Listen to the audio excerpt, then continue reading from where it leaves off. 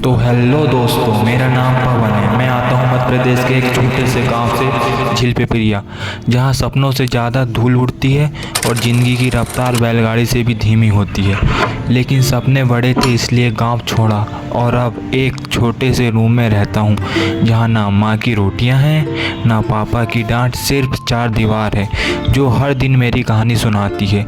ये ब्लॉग मेरा नहीं है, ये हर एक उस इंसान की आवाज़ है जो अपने रूम में अकेले जी रहा है और हर रात चुपके से रो रहा है। ये रूम नहीं, एक दुनिया है, एक ऐसी दुनिया जहाँ हर चीज़ चुप है मगर चीखती है। ये बिस्तर नहीं, तकिया आराम नहीं देता, सिर्फ साथ देते हैं। जब कोई और नहीं होता, रात को नींद नहीं आती है, सिर्फ मम्मी की आवाज़ याद आती है, बेटा खाना खा लिया, और मैं बस फ़ोन काट कर चुपचाप रो लेता हूँ। घड़ी चलती है लेकिन वक्त रुक गया है और किताबों के पन्ने अब बस याद दिलाते हैं। सपने देखे या लेकिन सच्चाई कुछ और है। रूम के कोने में अधूरी चीज़ें, टूटी जूते, टूटे बिस्तर, टूटे कपड़े, एक पुराना मग, यह सब अधूरा है। जैसे में कपड़े गंदे हैं, धोने का मन नहीं करता क्योंकि अब खुद को साफ रखने की हिम्मत भी कम पड़ गई है। रसोई का कोना कोना, बिना दूध की चाय, सूखा ब्रेड, कभी पेट भरा होता है कभी जेब खाली होती है, लेकिन माँ के वो दाल चावल याद आते हैं। गर्म गर्म रोटियाँ जो माँ की हाथ की होती है, यह बस नूडल्स है, ठंडी बेजान। कभी पापा की डांट याद आती है और हम उस डांट के लिए भी तरसता हूँ क्योंकि अब कोई कहने वाला नहीं है, तू थक गया है बेटा, छोड़ आज पढ़ाई। आईना भी अब चेहरा नहीं दिखाता, शायद उसे भी मेरी हालत पर शर्म आती है और मैं बस खुद को चाहकर भी नहीं बदल पाता। बाहर की दुनिया भाग रही है, मैं रुका हूँ। इन 4 दीवार में जो अकेलापन है वो किसी कैमरे में कैद नहीं होता है।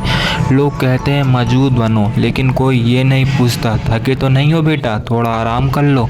सिर्फ माँ बाप ही याद करते हैं। माँ बाप की गोद छूट जाए ना तो पूरी दुनिया पराई लगती है। यह कोई सिर सहलाने वाली नहीं, बस 4 दीवार है जो हर रात मेरी सिसकियाँ सुनती है। एक कमरे में रहने वाला हर इंसान बाहर से हंसता है और अंदर से रोज़ थोड़ा थोड़ा मरता है। कॉलेज से स्कूल, स्कूल से कॉलेज, बस यही ज़िंदगी रह गई है। एक रूम से रहने वाला इंसान बिल्कुल मजबूत, कभी बुखार आ जाए तो ना उसे कोई देखने वाला है, ना उसे कोई छीकर देखने वाला है कि तबीयत कैसी, ना कोई पूछने वाला है कि बेटा कैसा है।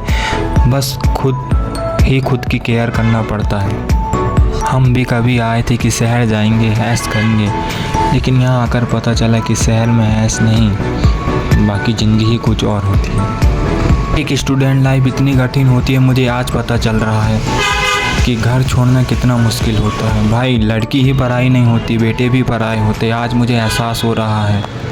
कॉलेज का वो पहला दिन जहाँ सब कुछ अनजान था, टीचर नए, दोस्त नए, लेकिन धीरे धीरे दोस्त बनते गए, सब कुछ धीरे धीरे सेटल होते गया, दोस्त बनते गए, साथ ही हमारा थोड़ा मन लगा। लेकिन फिर भी घर की याद हमेशा सताती रहती थी। वो नल यहाँ पर हम रोज़ पानी भरते थे, वो हर एक चीज़ चुभती थी हमको।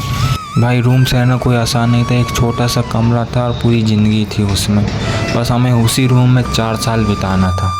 लोग तो कह देते हैं बाहर गया है, पर ये नहीं सोचते कि वह किस कंडीशन से बाहर रह रहा है।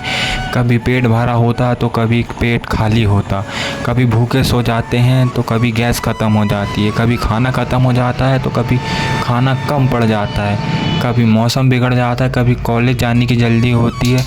हर एक वो दास्तां, हर एक वो गांव का पल हमेशा याद आता था। दोस्तों के साथ बैठे हुए वो दुकान की वो टपरी, चाय की टपरी, मौज मस्ती, घूमना फिरना, हर एक चीज़ बहुत याद आती है। हम शहर तो आए हैं केवल एक शरीर लेकर, लेकिन आत्मा तो केवल घर में ही है। बस ज़िंदगी कट रही है, एक रूम, 4 दीवार और टूटे हुए सपने। हमें ये भी नहीं पता कि ये सपने पूरे होंगे भी या नहीं, बस एक विश्वास है कि होंगे ही पूरे। बाहर से हंसता हूँ और अंदर से रोज़ थोड़ा थोड़ा मरता हूँ। बस आज का ब्लॉग बस यहीं तक। लाइक